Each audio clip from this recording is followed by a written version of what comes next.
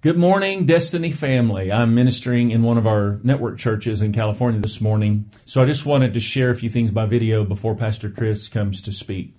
We've been talking about first world problems and looking at the book of Philippians as it's honestly really impacted me personally during this time.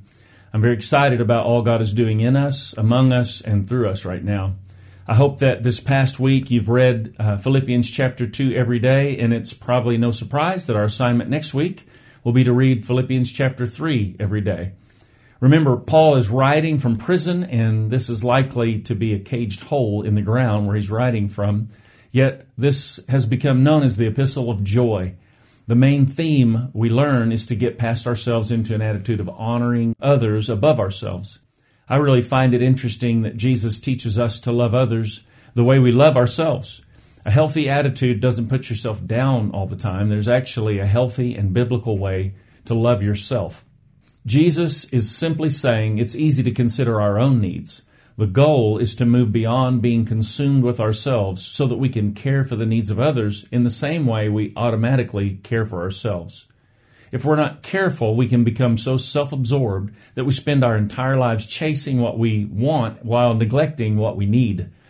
What you want isn't always what you need. It's not worth losing your soul to gain the world. Even when we do get what we want, many times we realize we still don't even have what it is that we need. It's almost a mystery, and the answers are found in the loving, serving, giving nature of Jesus.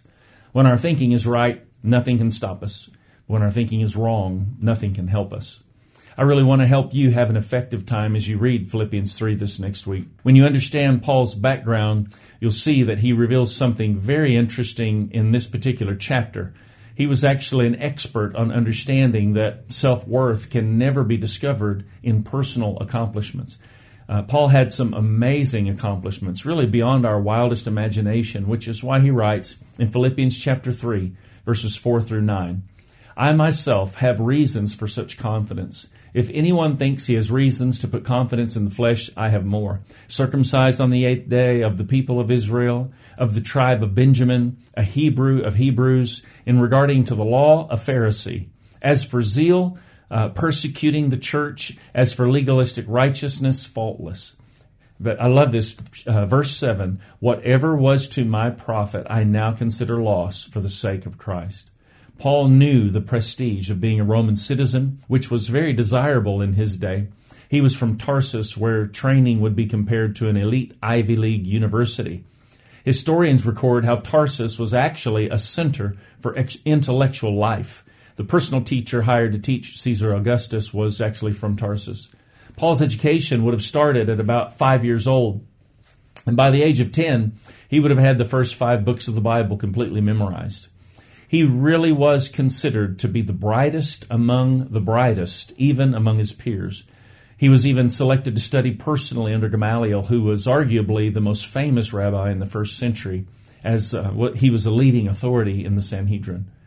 Paul's conversion was really a huge statement to the Jews, as he was one of the most respected leaders of his entire generation.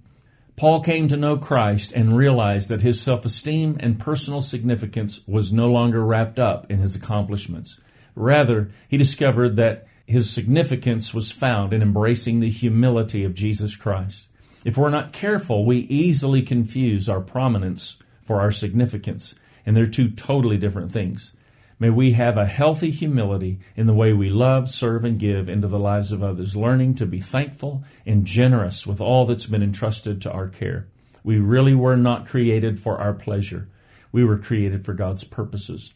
First World Problems has been a focus to help us understand just how much we truly do have.